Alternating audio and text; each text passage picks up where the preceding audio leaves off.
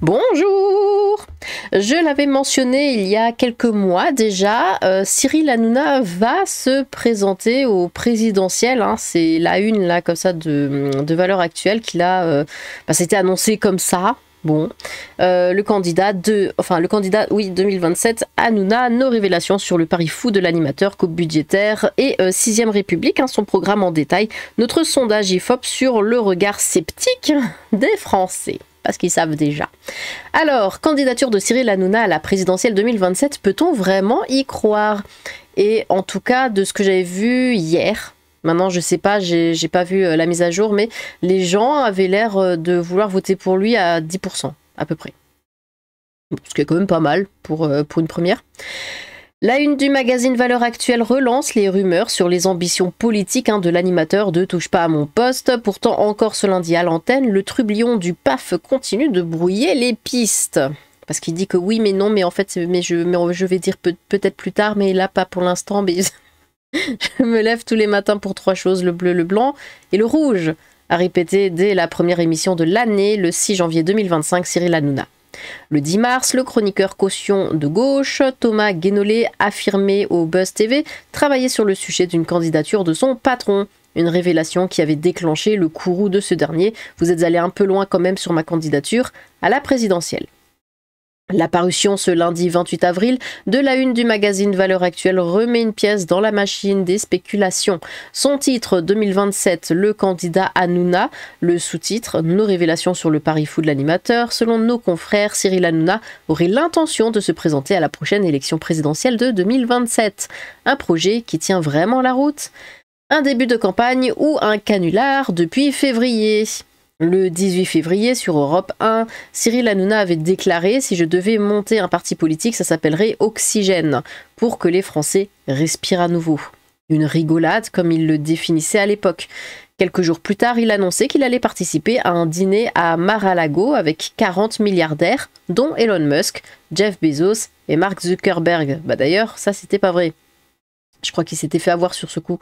Comme pour prouver qu'il fait déjà partie de la classe politique, même à l'international. Zelensky Hanouna, même combat. Finalement, il ne s'est pas envolé pour la Floride, prétextant qu'il préférait se consacrer aux ultimes émissions de Touche pas à mon poste. Je veux quand même faire les 5 dernières en direct. En effet, C8 vivait ces dernières heures avant l'application de la décision de l'Arcom d'exclure la chaîne des fréquences de la TNT. Le parti du peuple. Le 19 février, ce n'est plus le potentiel candidat, mais le porte-parole du peuple qui s'est présenté face aux téléspectateurs. Une sorte de Robin des Bois du PAF, victime d'une décision politique. À chaque fois qu'on a pris le parti du peuple, on a dérangé et on le prend pratiquement tout le temps, avait-il constaté sur le plateau de TPMP. Une vindicte qui était allée jusqu'à accuser directement le premier secrétaire général de l'Élysée, Alexis Kohler. Il veut vraiment contrôler l'audiovisuel et nous, on est difficilement contrôlable. Quel programme électoral? Bon, ça, je sais pas si... Ouais, il n'y a pas grand-chose parce que je voulais vous le montrer après. En fait, écoutez, on va le regarder après parce que j'ai un autre truc à côté. Si ça vous dérange pas. De toute façon, vous n'avez rien à dire. De toute façon, vous ne pouvez rien dire. Donc voilà. Hanouna, candidat en 2027, Bardella n'y croit pas. Bon, le président du Rassemblement national, Jordan Bardella, a affirmé mardi qu'il ne croyait pas à une candidature de l'animateur de télévision Cyril Hanouna à la présidentielle de 2027, car une telle campagne est un chemin de croix qui nécessite un enracinement. Ça, c'est jamais vu, quelqu'un qui pop comme ça de nulle part et qui se présente. Je n'y crois pas, a déclaré Jordan Bardella sur Europe 1 CNews, interrogé sur le suspense entretenu par Cyril Hanouna sur une éventuelle candidature, objet de la une et d'un dossier dans l'hebdomadaire d'extrême droite Valeurs Actuelles à paraître mercredi. L'élection présidentielle est devenue un chemin de croix et un parcours du combattant, et ça nécessite aussi d'avoir une forme d'enracinement dans le temps, dans le pays, a développé le responsable d'extrême droite. Évoquant ils disent toujours ça pour le RN, ça me fait rire. Évoquant le talent de l'animateur proche du milliardaire ultra-conservateur Vincent Bolloré. J'aime bien. Bon, on se calme France 24, hein. J'ai beaucoup de respect et d'amitié pour son travail, a ajouté Jordan Bardella. L'animateur a précisé lundi qu'il n'annonçait pas sa candidature dans Valeurs Actuelles qui publie son programme supposé. Création d'un Guantanamo à la française, regroupement... Ah non, mais il spoil. Cyril Hanouna a promis de dire la vérité sur ses intentions mardi ou mercredi. Bon, on est mardi, il n'y a toujours rien. Interrogé également, le député ex-LFI François Ruffin s'est dit heureux que Cyril Hanouna sorte du bois. Il fait de la politique dans son émission tous les soirs. Manifestement, il a quand même une propension à inviter beaucoup plus l'extrême droite que la gauche. Bah, du coup, ça se rééquilibre vu que sur toutes les autres chaînes, il n'y a que la gauche qui est invitée, n'est-ce pas? Et à avoir des relations de complicité avec les dirigeants de l'extrême droite, avec les éditorialistes de l'extrême droite et avec des médias d'extrême droite. Il n'y a que de l'extrême droite, il n'y a pas de la droite ou quoi. Non, c'est extrême droite. Et comme on sait que c'est illégal, bah du coup c'est pas bien, a-t-il expliqué sur BFM TV, RMC. Bon, après c'est du Ruffin quoi. Alors, il dit, je suis crédité... je sais pas si vous l'entendez, mais il y a ma voisine qui donne des coups dans les murs, elle est insupportable. Je suis crédité de 10% des voix annoncées candidat à l'élection présidentielle 2027. Cyril Hanouna promet de dire la vérité mardi ou mercredi. Bon. Donc il a quand même déjà les 10%. Ah non, pardon. Oh, c'est la fin de la journée. Donc, crédité de 10% des voix. Non, je croyais les 10, c'est pas grave. Du coup, oui, bah, c'est ce que je disais tout à l'heure. C'est vachement pro, j'adore. C'est ce que je disais tout à l'heure, il y a au moins 10% des voix qui iraient chez lui.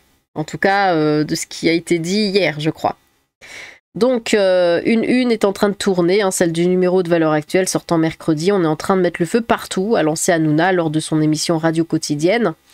2027, le candidat Hanouna titre l'hebdomadaire, marqué à l'extrême droite et promettant des révélations et des précisions sur son programme supposé. On peut pas tout faire non plus.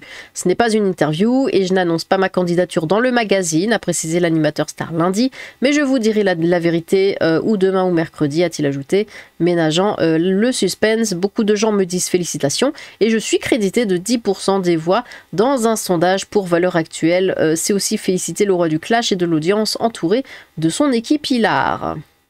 Celui qui officiait jusqu'au fin février sur C8 a été recruté par le groupe M6 pour animer à partir de septembre 2 émissions sur Fun Radio les après-midi et sur la chaîne W9 en avant-soirée. J'ai un métier, on peut pas tout faire non plus, a ajouté l'animateur au sujet d'une potentielle candidature. Soutenu à droite et à l'extrême droite, boycotté à gauche, il n'a pas écarté jusqu'alors une telle candidature. Bon, voilà. Donc là, oui, ça c'était les 10% dont je parlais tout à l'heure. Du coup, son programme. Alors, on va le regarder ici, hein, parce que c'est un petit peu plus clair. Le programme de Cyril Hanouna pour la présidentielle 2027. On va le lire ensemble et vous me direz dans les commentaires ce que vous en pensez, les points qui vous intéressent, ceux où vous êtes un petit peu plus gna gna gna gna. Voilà, lâchez-vous. Hein. Bon, immigration. C'est le premier, c'est pas ma faute. Réduire l'immigration à néant. Alors, c'est vraiment réduire à zéro. Du coup, je ne pense pas que ce soit une bonne chose. Ça, j'en avais déjà parlé. D'ailleurs, je veux dire, de l'immigration comme on a maintenant, en fait, juste pas d'Afrique, quoi. Si on peut déjà enlever le continent africain, voilà, mais le reste, des personnes qui apportent réellement des choses au pays, ça, c'est intéressant. Donc, réduire l'immigration à néant. Ou alors, il parle d'immigration illégale. Dans ce cas, là, je suis tout à fait d'accord. Société, pas de quartier contre les manifs pro-Gaza, c'est précis. Lutte contre le wokisme et les théories du genre. Bah ça, voilà, moi je suis totalement pour, évidemment. Contre les manifs pro-Gaza, évidemment aussi, parce que, ok, liberté d'expression, mais là, ce sont des ténonistes, donc faut pas déconner non plus, hein. Réorganisation de l'État, fusion de tous les ministères, sauf Matignon et Bercy dans un pôle unique à Paris, création d'une 6e république plus souple et participative, constitution malléable avec des référendums, Karl, constituant, abrogatoire, révocatoire, législatif et consultation référendaire électronique des Français tous les mois. Parce qu'on ne nous demande pas trop notre avis, et quand on le demande, on ne le respecte pas. Donc au bout d'un moment, ça, moi je suis pour. Réforme politique, président renonçant à son salaire, fonction vue comme une mission et pas un métier. Ça, évidemment, 100% pour, parce qu'on le sait très bien, les présidents veulent devenir présidents pour le pognon, pour le pouvoir, mais surtout pour le pognon, et c'est tout, en fait. C'est pour eux-mêmes qui veulent devenir président, c'est pas pour la France et encore moins pour les Français. Réduction de 30% du nombre de députés, oui, retour du statut de député maire, construction d'un terrain de paddle privé à l'Élysée, assez frais. Économie et emploi. Alors, SMIC porté à 2200-2300 euros net. Bon, là, il reprend un petit peu le truc d'LFI, ce qui, à mes yeux, n'a pas de sens, parce que le coût de la vie va augmenter en fonction, donc ça va strictement rien changer. Allègement massif des charges pour les PME, oui. Suppression de la TVA sur les produits de première nécessité, ça c'est intéressant. TVA variable en fonction des revenus, ça l'est moins. Appel aux grandes fortunes pour financer la rénovation d'écoles, d'hôpitaux, etc., ça c'est bien. Mais par contre, en fonction des revenus, il y a aussi un petit peu plus bas, quelque chose comme ça. Ça, j'aime pas. Parce que en fonction des revenus, ça veut dire qu'on met des plafonds. Et en général, c'est ceux qui sont juste au-dessus du plafond, mais vraiment à la virgule près, quoi, qui trinquent. Et ça, c'est pas cool. C'est déjà le cas actuellement. Admettons, alors je connais pas les chiffres, je vais inventer. Bah, admettons, vous gagnez 1400 euros par mois, vous pouvez, j'invente, hein, vous pouvez avoir droit au transport gratuit. Bon, vous gagnez 1401 euros, vous l'avez pas, et vous devez payer 50 balles de transport alors que vous gagnez qu'un seul euro de plus. Vous voyez ce que je veux dire? Et ça, en général, c'est comme ça et ça me plaît pas du tout. Protection sociale, sécurité sociale réservée aux revenus inférieurs à 2500 euros par mois. Bon, c'est-à-dire que si le SMIC, quoi, quasiment, hein, s'il fait ça. Recours, ça veut dire sécurité sociale réservée aux revenus inférieurs. Donc les autres n'ont pas. Recours obligatoire à une mutuelle privée pour les plus riches. Mais voilà, on revient au plafond. Donc tu gagnes 2500 euros. Tu dois payer une mutuelle privée. Celui qui gagne 2499 et il a le truc. Alors que t'es qu'à 1 euro de près, enfin, tu dois payer beaucoup plus parce que tu gagnes 1 euro de plus que les autres. Ça j'aime pas. Ça j'aime pas. Et il faudrait en fait mettre un plus gros écart entre les deux. Si le SMIC est à 2005, enfin 2003, voilà, la sécurité sociale, enfin la mutuelle obligatoire pour ceux qui gagnent au moins 4000. Parce que sinon ça a pas de sens. Recours obligatoire à une mutuelle privée, récupération de 20-40 milliards par an via la lutte contre les fraudes, carte vitale, CMU, AME. Fraude fiscale, lutte intensive contre les 80 milliards d'euros de fraude fiscale annuelle, c'est incroyable. Et on va courir après machin parce qu'il n'a pas payé ces 2 euros là de ticket de tram. Mais c'est complètement dingue. Sécurité et justice, création d'une prison ultra sécurisée de type Guantanamo pour les 100 criminels les plus dangereux. Suppression de l'excuse de minorité entre 16 et 18 ans, ça c'est intéressant. Toutes les peines de prison ferme purgées intégralement, merci. Voilà. Parce que quasiment toutes les peines ne sont pas purgées. Alors, même pas qu'intégralement, juste ne sont pas purgées, point. Hein. Logement et solidarité, utiliser... Oh, j'ai cru utiliser LFI, je me suis dit comment ça. Utiliser l'IFI pour investir dans le logement social et la rénovation d'immeubles vacants. Union européenne, pas de Frexit. Renégociation des traités pour réduire les normes, notamment pour les agriculteurs. Bon, alors, qu'est-ce que vous en pensez ? Dites-moi dans les commentaires quels sont les points que vous voulez mettre en avant, ceux qui vous plaisent, ceux qui vous plaisent pas, ceux que vous aimeriez modifier un tout petit peu. Alors, le programme est-il réalisable, oui ou non? Ah, il demande à Grok. News de Pédiavenir, news de Médiavenir. Hein, pété de rire, le gars réussit à être d'extrême gauche et d'extrême droite en même temps. Immigration à zéro alors que ses parents ont immigré dans les années 70. Mort de rire. Non, mais peut-être que c'est l'immigration illégale, parce que dans ce cas-là, oui. On n'arrivera jamais à la réduire, hein. Les mecs qui viennent comme ça, bon. Le terrain de paddle en réforme politique. De pire en pire, un programme à la Kanye West, je reconnais. Il n'y a aucun monde où il obtient 500 signatures avec ce programme clownesque. Oh, il les aura. Si Poutou peut les avoir, lui, il les aura. Pas de quartier pour les manifs pro-Gaza, qu'est-ce que ça signifie? Et pour les lois concernant la... Pourquoi ce point spécifiquement sera-t-il toujours autorisé de lécher le cul à des chiens? Ah, qui voudrait... Qu'est-ce que tu veux, toi? Qui voudrait d'un président avec son passé, encore un type qui a de l'argent à perdre? Bah, c'est comme Zelensky, hein.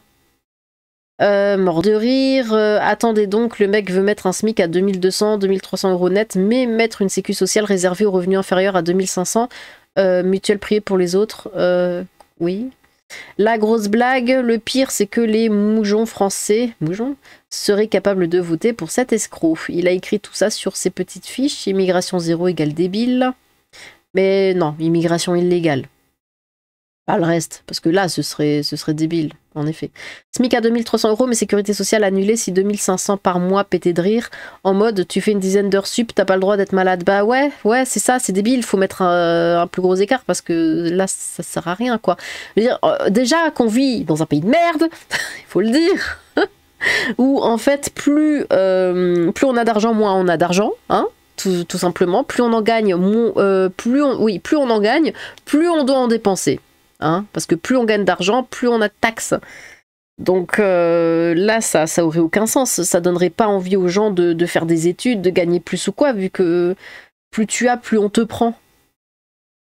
Qui va voter pour lui sérieux? C'est une blague, il y a de bonnes idées, mais ça serait compliqué de les mettre en place. C'est parti en nouille à partir de économie. Il l'a pondu en s'enfilant un rail de gnocchi avec de chavannes et palmades. À part les côtés immigration, je comprends pas, le reste c'est pas si mal que ça. Pourquoi tu comprends pas? Je sais pas ce qui me fume le plus entre le paddle ou le fait qu'il veut retirer la sécu à ceux dont le salaire dépasse 2500 € alors que juste avant il a parlé de SMIC à 2002-2003. Et pourquoi pas un SMIC à 5000 €, c'est n'importe quoi, il ne peut pas se prétendre de droite et faire des propositions irréalistes de gauche. Qu'est-ce qu'on rigole dans ce pays, dis donc. Tout ça sans Frexit, hein, mais bien sûr. Bah mon pote, sécurité sociale pour les moins 2500 €, bah tu vas me retirer mes cotisations tous les mois, marre de payer toujours pour les autres. J'adore le paddle dans le programme. Le SMIC à 2003, c'est 300 balles de plus que mon salaire, et puis l'immigration, elle est loin à l'époque où je rigolais parce qu'il courait à poil dans la rue.